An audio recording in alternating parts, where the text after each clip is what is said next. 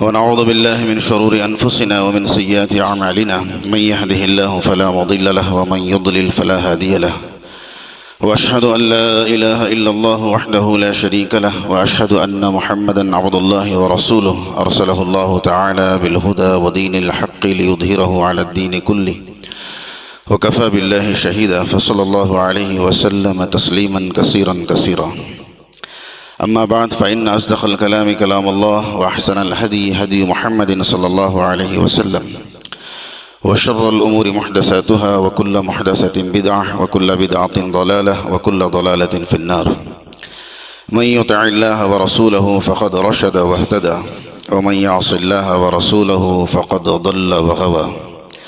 فمن أطاع محمدا صلى الله عليه وسلم فقد أطاع الله ومن عصى محمدا صلى الله عليه وسلم فقد عصى الله ومحمد صلى الله عليه وسلم فرق بين الناس. آمنت بالله وبما جاء عن الله على مراد الله وآمنت برسول الله وبما جاء عن رسول الله على مراد رسول الله صلى الله عليه وسلم. ثم أما بعد يقول الله عز وجل في كتابه الكريم بعد أن أقول أعوذ بالله السميع العليم من الشيطان الرجيم من همزه ونفخه ونفسه. بسم الله الرحمن الرحيم. وإذ تأذن ربكم لئن شكرتم لأزيدنكم ولئن كفرتم إن عذابي لشديد. وقال الله سبحانه وتعالى كما ورد في سورة الحشر يا أيها الذين آمنوا اتقوا الله ولتنظر نفس ما قدمت لغد واتقوا الله إن الله خبير بما تعملون. وقال ربنا جل وعلا كما ورد في سورة البقرة ولتكملوا العدة ولتكبروا الله على ما هداكم ولعلكم تشكرون. وقال النبي صلى الله عليه وسلم إن لكل قوم عيدا وهذا عيدنا. وقال رسول الله صلى الله عليه وسلم من صام رمضان إيمانا واحتسابا غفر له ما تقدم من ذنبه. وفي رواية من قام رمضان إيمانا واحتسابا غفر له ما تقدم من ذنبه. وفي رواية من قام ليلة القدر إيمانا واحتسابا غفر له ما تقدم من ذنبه أو كما قال عليه الصلاة والسلام.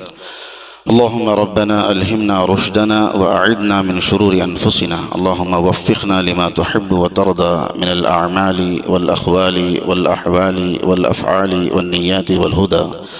اللهم أرنا الحق حقا وارزقنا اتباعه وأرنا الباطل باطلا وارزقنا اجتنابه وأرنا الأشياء كما هي.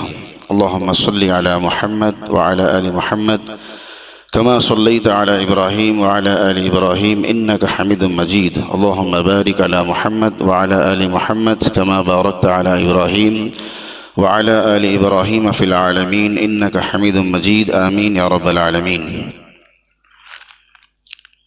تمام تعریف، تمام توصیفیں، تمام حمد و ثنا اور کبریائی اللہ رب العالمین کے لیے لائق اور سزاوار ہے جو تمام عالمین کا رب العالمین ہے. بے شبہ درود و سلام ہو تمام حضرات انبیاء علیہم الصلاۃ والسلام پر، خصوصاً جناب رسول اللہ صلی اللہ علیہ وسلم کی ذات گرامی پر، جن کو اللہ رب العالمین نے ساری کائنات کے لیے، تمام مخلوقات کے لیے، قیامت تک کے لیے رحمت للعالمین بنا کر مبعوث فرمایا. برادران ملت، بزرگان محترم، نوجوانان عزیز اور عزیز دوستو، اللہ تبارک و تعالیٰ کا بے انتہا فضل، اس کا احسان، اس کا کرم کہ اللہ تعالیٰ نے مجھے اور آپ کو یہ مبارک دن دیکھنا نصیب فرمایا. دنیا کے اندر ہزاروں، کروڑوں، لاکھوں، اربوں، کھربوں کے مسلمان اس وقت ایسے ہیں جن کی زندگیوں کے اندر یہ دن تو آیا، لیکن اس دن کی خوشیاں، مسرتیں اور سعادتیں انہیں نصیب نہیں ہوئی. فلسطین کا حال دیکھیے، فلسطین میں جو کچھ ہو رہا ہے، ان کی زندگیوں کے اندر یہ دن آیا ہے، لیکن ان کو یہ خوشیاں نصیب نہیں ہوئی. پانی کی ایک ایک بوند کے لیے ترس رہے ہیں، ایک ایک روٹی کے لیے ترس رہے ہیں. ہزاروں لاکھوں مسلمان ایسے ہیں جو جیل خانوں کے اندر بند ہیں، قید میں بند ہیں. ہزاروں مسلمان ایسے ہیں جو کورٹ کچہریوں کے چکر کاٹ رہے ہیں. ہزاروں مسلمان ایسے ہیں جو سفر میں ہیں، گھروں سے دور ہیں. اس کے باوجود اللہ تعالیٰ نے مجھے اور آپ کو عید کی نماز پڑھنے کی توفیق دی۔ آج ہم سب بن کر سنور کر پانی نہا کر اچھا لباس پہن کر خوشبو لگا کر آئے ہیں، نماز ادا کی، یہاں سے جائیں گے، گھروں کے اندر بہترین کھانے پکے ہیں، دسترخوان پر بیٹھیں گے۔ یہ اس لیے نہیں ہے کہ ہم کوئی بہت بڑے اللہ والے تھے، ہم بہت متقی تھے، بہت پرہیزگار تھے، ہم نے کوئی بہت بڑا تیر مارا ہے، رمضان کوئی ہم نے بہت اچھے طریقے سے گزارا ہے، ہم اللہ والے ہو گئے اسی لیے اللہ نے ہمیں یہ دن دیکھنا نصیب کیا، اس لیے نہیں، اس لیے کہ صرف اللہ تعالیٰ نے نظر کرم فرمائی، اللہ کا فضل، اس کا احسان ہے کہ اللہ تعالیٰ نے ہمیں یہ دن دیکھنا نصیب فرمایا۔ اللہ تعالیٰ ہمیں اس کی نعمتوں کی قدر کرنے کی توفیق عطا فرمائے۔ رمضان المبارک میں جو کچھ ہم نے کیا ہے، روزے رکھے، نمازیں پڑھی، تراویح پڑھی، تلاوتیں کی، ذکر و اذکار کیا، اعتکاف کیا، اور مزید اس کے علاوہ جو کچھ کیا ہے، یہ سب کچھ بارگاہ الہی میں قبول ہوا کہ نہیں ہوا اللہ تعالیٰ بہتر جانتا ہے، لیکن اللہ تعالیٰ سے ہماری یہ دعا ہے کہ اللہ تعالیٰ اس کو شرف قبولیت عطا فرمائے، ہمارے لیے ذخیرہ آخرت بنائے۔ قرآن کریم کے اندر ایک آیت ہے، یا ایھا الذین آمنوا کتب علیکم الصیام کما کتب علی الذین من قبلکم۔ اللہ تعالیٰ نے ہم پر روزے فرض کیے، اس کی وجہ جو اللہ تعالیٰ نے آگے فرمائی لعلکم تتقون، یہ پورا مہینہ ہم سے جو کچھ کروایا گیا یا ہم نے جو کچھ کیا، اس کا مقصد اللہ رب العزت نے فرمایا لعلکم تتقون، تاکہ تم متقی بن جاؤ۔ تقا کہتے ہیں بچنے کو، تاکہ تم بچنے والے بن جاؤ۔ کس سے بچنے والے؟ گناہوں سے بچنے والے، نافرمانیوں سے بچنے والے، معصیت سے بچنے والے، اللہ کی ناراضگی سے بچنے والے، اللہ کے غضب سے بچنے والے، اللہ کے قہر سے بچنے والے، اللہ کے عذاب سے بچنے والے، اللہ کی گرفت سے بچنے والے، اس کے جہنم سے بچنے والے، لعلکم تتقون، تاکہ تم ان تمام چیزوں سے بچنے والے بن جاؤ، ڈرنے والے بن جاؤ۔ اب یہ تمام مہینہ سب جو کچھ کروایا گیا، اس کا مقصد تھا کہ متقی بن جاؤ۔ تو سیدھا سادہ حساب کتاب ہے کہ ہمارے روزے، ہماری عبادتیں، جو کچھ ہم نے کیا ہے، یہ اگر اللہ رب العزت کی بارگاہ میں قبول ہوا ہے تو اس کو معلوم کرنے کا آسان سا طریقہ یہ ہے، اب تک ہم نے رمضان جیسے گزارا، رمضان کے بعد والی زندگی بھی اگر اسی طریقہ کار کے مطابق چل رہی ہے، رمضان المبارک کے اندر نمازوں کی پابندی تھی، رمضان کے بعد بھی، آج کے بعد بھی ویسے ہی نمازوں کی پابندی ہے، رمضان کے اندر جیسے گناہوں سے بچ رہے تھے، رمضان کے بعد بھی ویسے ہی گناہوں سے بچا جا رہا ہے، رمضان المبارک میں جیسے 24 گھنٹے ہمیشہ ہاتھ میں قرآن ہوتا تھا، رمضان کے بعد بھی وہی تلاوت جاری ہے۔ تو اس کا مطلب ہے کہ ہمارے اعمال اللہ رب العزت کی بارگاہ میں قبول ہوئے۔ کیوں؟ کیونکہ اللہ نے کہا نا، اس لیے کروایا جا رہا ہے تاکہ تم متقی بن جاؤ۔ جو متقی بن گیا ہو وہ تو رمضان کے بعد بے نمازی نہیں ہو سکتا نا۔ جس کو تقوی، فرمایا کہ رمضان کے روزے، یہ جو کچھ کروایا گیا، اس کا انعام، اس کی مزدوری، اس کا اجر، اس کا تحفہ یہ ہے کہ اللہ تعالیٰ تمہارے دلوں کو تقوی سے بھر دے گا، اس کے خوف سے بھر دے گا، جنت کے شوق سے بھر دے گا، جہنم کے خوف سے بھر دے گا۔ تو جس کا دل تقوی سے بھرا ہوا ہو وہ رمضان کے بعد نماز نہیں چھوڑ سکتا۔ رمضان کے بعد نمازیں چھوٹ رہی ہیں تو اس کا مطلب یہ ہے یا تو اس کے اعمال قبول نہیں ہوئے، یا پھر کم سے کم یہ کہا جا سکتا ہے اعمال تو قبول ہو گئے لیکن وہ اعمال اس قابل نہیں تھے کہ اس پر انعام دیا جا سکے۔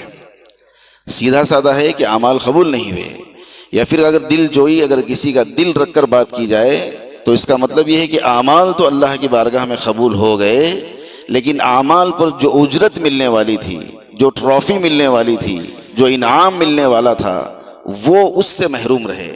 یعنی ہمارے روزے اس قابل نہیں رہے کہ اس کا بدلہ دیا جا سکے، انعام کے طور پر تقوی دیا جا سکے۔ بہت سارے لوگ رمضان کے اندر بہت پابند رہتے ہیں، رمضان ختم ہوتے ہی باقاعدہ رمضان سے پہلے ہی پوری پروگرامنگ ہوتی ہے ذہن کے اندر، عیدگاہ سے نکلتے ہی کون سا گناہ کرنا ہے، عیدگاہ سے پورا رمضان شیونگ نہیں کریں گے، عیدگاہ سے نکلتے ہی سیدھے جا کے شیونگ کریں گے، پورا سال ٹی وی بند تھی، پورا مہینہ رمضان سے جاتے ہی عیدگاہ سے جاتے ہی ٹی وی چالو کریں گے، پورا مہینہ گانے نہیں سن رہے تھے، عیدگاہ سے جاتے ہی گانے سننا شروع، عیدگاہ سے نکلتے ہی فلمیں دیکھنا شروع، عیدگاہ سے نکلتے ہی وہ تمام کام جو پہلے سے بچتے آئے تھے رمضان کے مہینے میں، تو رمضان ختم ہوتے ہی سارے کام دوبارہ شروع۔ اس کی مثال ایسے ہی سمجھیے، کوئی شخص غسل خانے میں جائے، پاک صاف نہا کر رگڑ کر قیمتی صابن، بہترین شیمپو، گرم گرم پانی، زبردست نہا کر دھو کر غسل خانے سے باہر نکلے، اب سیدھا جا کر کسی کیچڑ میں یا کسی گٹر میں ڈئی مار دے، کسی گندے کنویں کے اندر جا کر غوطہ لگا دے، آپ اس کو کیا کہیں گے؟ بے وقوف کہیں گے، پاگل کہیں گے؟ غسل خانے سے بہترین طریقے سے پاک ہو کر آیا تھا، جب دوبارہ اسی گندگی کے اندر گرنا تھا تو غسل خانے میں جا کر غسل کرنے کی کیا ضرورت تھی؟ تو رمضان مبارک کا ایک مہینہ اللہ رب العزت کی بارگاہ میں دعائیں کر کر کے، توبہ کر کر کے، استغفار کر کر کے، گناہوں کو یاد کر کر کے، اللہ تعالیٰ سے معافی مانگ کر کیا فائدہ کہ دوبارہ رمضان کے بعد انہی گناہوں کو کرنا ہے؟ تو پھر جو رمضان میں دعائیں مانگی گئی وہ تو بس ایک رسم تھی، اور اگر سخت لفظ بولیں تو ایک ناٹک تھا۔ جو واقعی بدلنا چاہ رہا ہو تو اس کی کوشش ہوگی کہ رمضان جیسا گزرا ہے رمضان کے بعد بھی ویسا ہی گزرے۔ اسی لیے حسن بصری رحمہ اللہ نے فرمایا، العید لمن خاف الوعید لا لمن لبس الجدید۔ عید جو ہے لبس الجدید، نئے کپڑے پہن لینے کا نام عید نہیں ہے۔ بہترین کپڑے، بہترین جوتے، بہترین عطر، بہترین ٹوپیاں، بہترین سواری، بہترین سنور جانا، اپنے آپ کو مزین کر لینا، زبردست طریقے سے اپنے آپ کو ڈیکوریٹ کر لینا، اس کا نام عید نہیں ہے۔ لا لمن لبس الجدید، اس کا نام عید نہیں ہے۔ بہترین کھانے، بہترین بریانی، بہترین شیرینی، بہترین میٹھا، اس کا نام عید نہیں ہے۔ العید لمن خاف الوعید، اللہ کے وعیدوں سے ڈر جانے کا نام عید ہے۔ کتنے مسلمان ہیں، ہزاروں لاکھوں کے مسلمان ہیں، یہ مہینہ ان کو دیکھنا نصیب نہیں ہوا۔ کتنے لوگ تھے جو ہمارے درمیان تھے گزشتہ سال، اس سال نہیں رہے، قبرستانوں میں چلے گئے۔ ان کی بھی یہی تمنا تھی کہ یہ سال تھوڑا کما لیں گے، یہ سال تھوڑا جھوٹ بول لیں گے، یہ سال تھوڑا کاروبار کر لیں گے، انشاءاللہ آئندہ رمضان سے تقوی و پرہیزگاری کی زندگی کریں گے، انشاءاللہ آئندہ سال کا رمضان چاند دیکھتے ہی نہا دھو کر پاک صاف ہو کر پہلے دن سے انشاءاللہ روزے تراویح کی پابندی کریں گے۔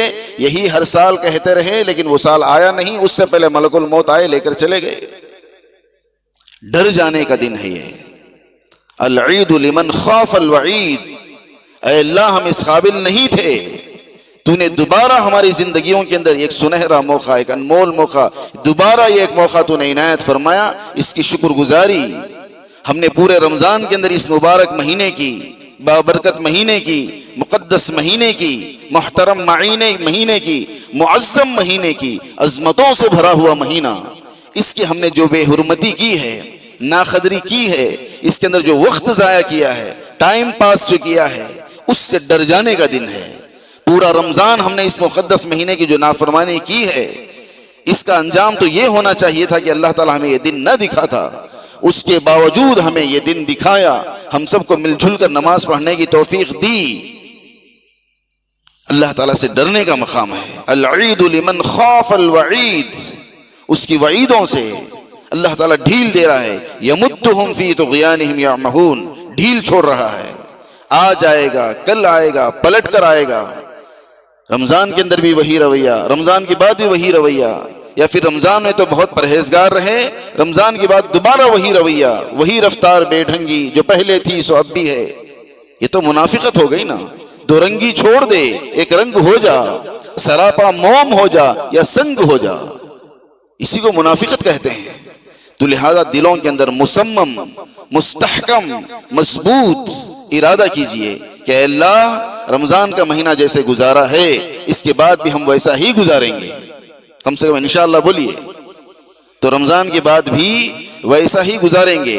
مصمم ارادہ جب سچا ہو اللہ تعالیٰ راستے پیدا کریں گے۔ والذین جاہدوا فینا لنہدینہم سبلنا، جو میرے راستے کی طرف چلنے کے لیے جہد کرتا ہے، کوشش کرتا ہے، محنت کرتا ہے، ایڑی چوٹی کا زور لگاتا ہے، قد و کاوش کرتا ہے، لنہدینہم سبلنا، اس کے لیے راستوں کا ہموار کرنا وہ اللہ تعالیٰ کی ذمہ داری ہے۔ نیت ہی میں اگر کھوٹ ہو تو پھر راستے ہموار نہیں ہوتے۔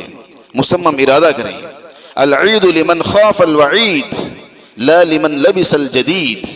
ایک دوسری جگہ امام حسن بصری رحمہ اللہ ہی نے فرمایا کہ لیس العید، عید اس کی نہیں ہے، لمن تخبر بالعود، خوشبو سے اپنے آپ کو معطر کر لینے کا نام نہیں ہے۔ انما العید، عید یہ ہے لتائب الذنوب لا یعود، جن گناہوں سے رمضان کے مہینے میں توبہ کیا ہے، لا یعود، ان گناہوں کا دوبارہ اعادہ نہ کرنا۔ جن گناہوں کو اللہ تعالیٰ کے سامنے کہے ہیں نا رمضان کے مہینے میں دعاؤں کے اندر، اے اللہ میں گناہ گار ہوں، میں خطا کار ہوں، میں سیاہ کار ہوں، میں پاپی ہوں، میں فلاں ہوں، میں فلاں ہوں، اے اللہ مجھے معاف فرما، دوبارہ یہ گناہ نہیں کروں گا، ہر ایک نے دعا مانگی ہے، تو اس کا پھر دوبارہ ان گناہوں کا اعادہ نہ کرنا۔ العید لمن خاف الوعید، اللہ کے خوف سے، اللہ تعالیٰ کی وعیدوں سے، اللہ کی جہنم سے، ایک دن مرنا ہے، اللہ کے سامنے کھڑے ہونا ہے، یہ سوچ کر ڈر جانے کا دن ہے۔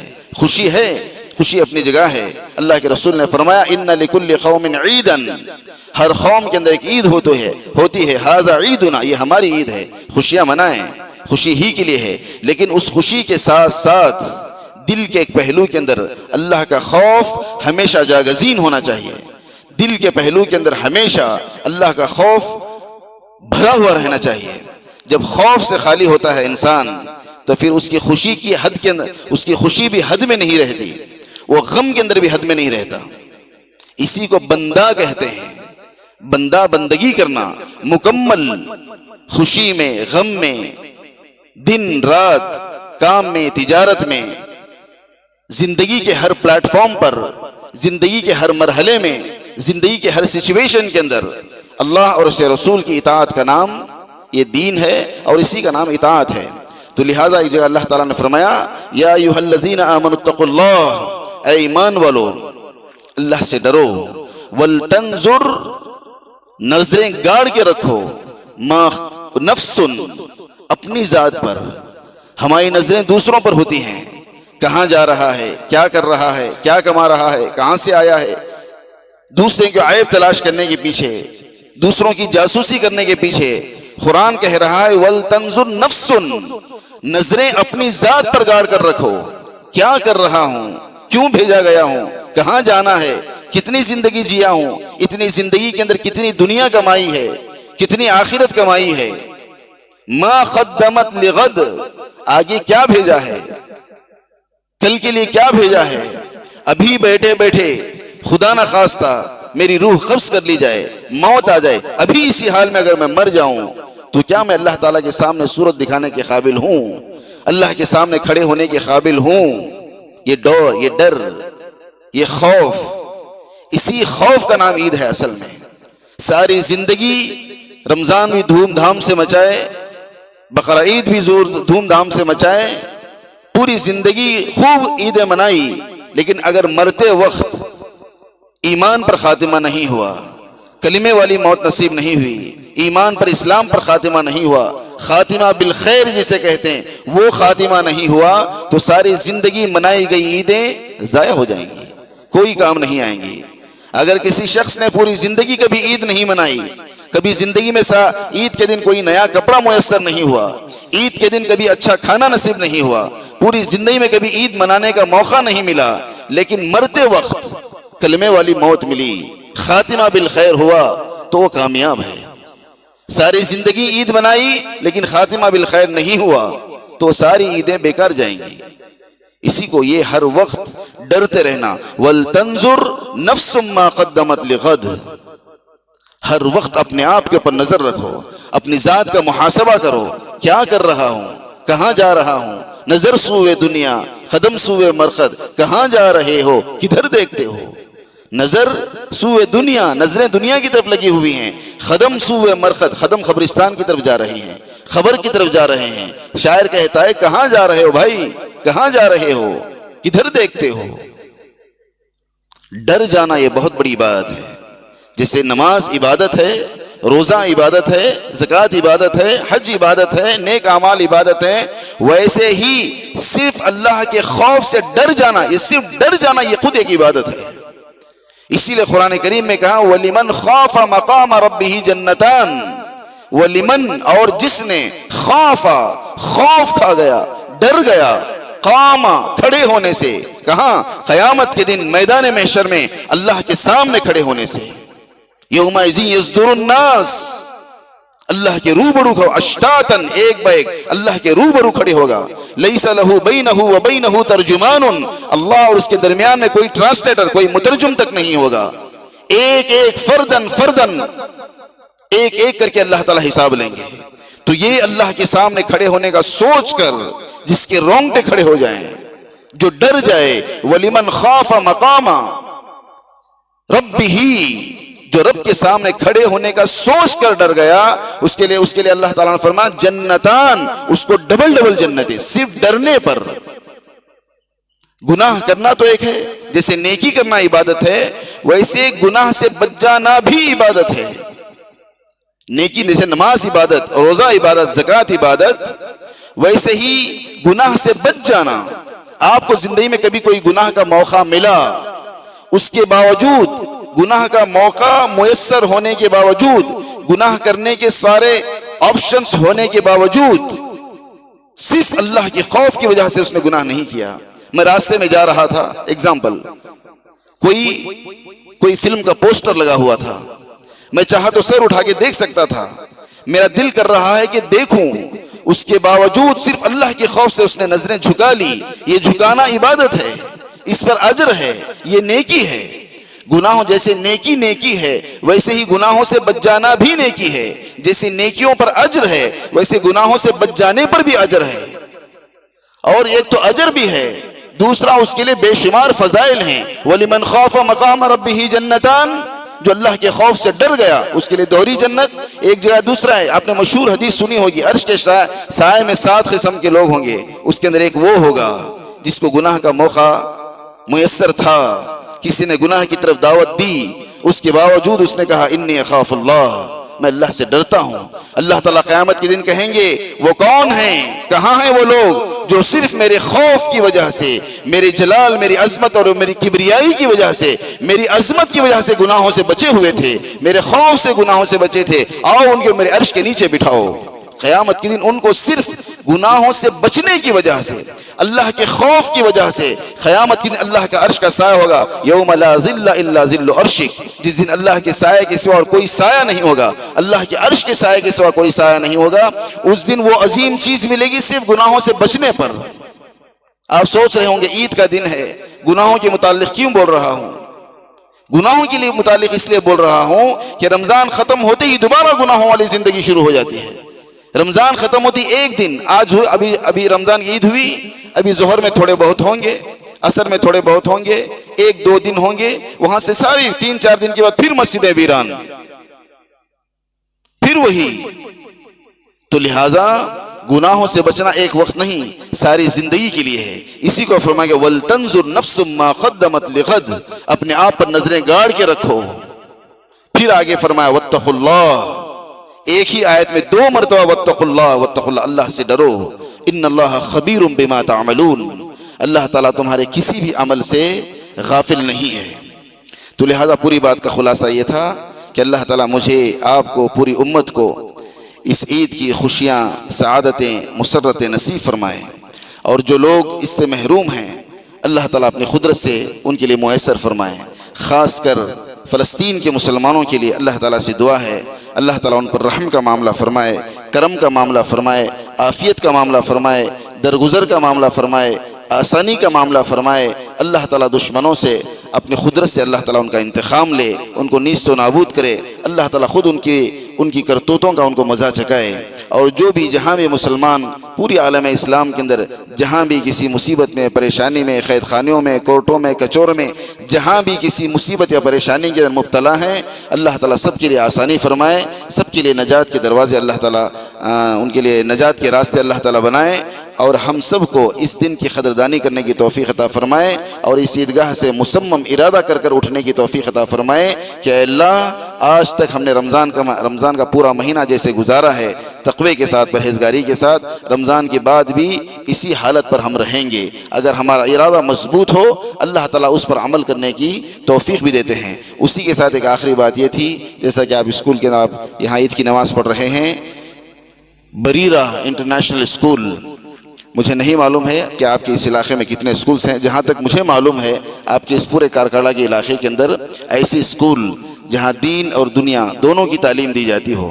آج مسلمان پریشان ہیں، خاص کر اولاد کے تعلق سے۔ اولاد کے لیے والدین چاہتے ہیں کہ دین کی تعلیم بھی دیں، لیکن دین کی تعلیم دینے کے لیے مدارس کو بھیجیں گے تو دنیا کی تعلیم نہیں دے پائیں گے، دنیا کی تعلیم کے لیے اسکولز بھیجیں گے تو دین کی تعلیم سے محروم ہو جائیں گے۔ اب اتنی زندگی تو نہیں ہے کہ دونوں تعلیم بیک وقت دی جائے، تو ایسے موقع پر اس طرح کی اسکولز جہاں پر عصری تعلیم، دینی تعلیم، دنیاوی تعلیم دونوں ساتھ میں پڑھائی جا رہی ہو، یہ بھی اللہ تعالیٰ کی ایک بہت بڑا انعام اور بہت بڑی نعمت ہے۔ اور شاید آپ کے علاقوں کے اندر ایک واحد اسکول ہے، شاندار اسکول ہے، بہترین اسکول ہے، بہترین اساتذہ ہیں۔ میں نے اس اسکول کے تعلق سے بہت کچھ سنا ہے، یہاں کے ٹیچرز کے تعلق سے، ان کی تعلیم کے تعلق سے، ان کی صلاحیتوں کے تعلق سے، یہاں کے پورے نظام اور سسٹم کے تعلق سے۔ تو لہٰذا آپ میں سے جو بھی والدین ہیں، جو والدین اپنے اولاد کو، اپنے بچوں کو ایسی تعلیم دینا چاہیں جو بیک وقت ایک ہی جگہ پر دین اور دنیا دونوں کی تعلیم سے، دونوں تعلیم سے اپنے بندوں کو، اپنے بچوں کو مستفیض کرنا چاہتے ہیں، بہرہ مند کرنا چاہتے ہیں، ان کے لیے سنہرا موقع ہے اسکول۔ ان والدین سے گزارش ہے کہ اپنے بچوں کی داخلے اس اسکول کے اندر کروائیں۔ اللہ تعالیٰ سے دعا ہے اللہ تعالیٰ کہنے سننے سے زیادہ عمل کی توفیق عطا فرمائیں۔ وآخر دعوانا الحمدللہ رب العالمین۔ اقول قولی ھذا واستغفر اللہ لی ولکم ولسائر المسلمین من کل ذنب فاستغفروہ انہ هو الغفور الرحیم۔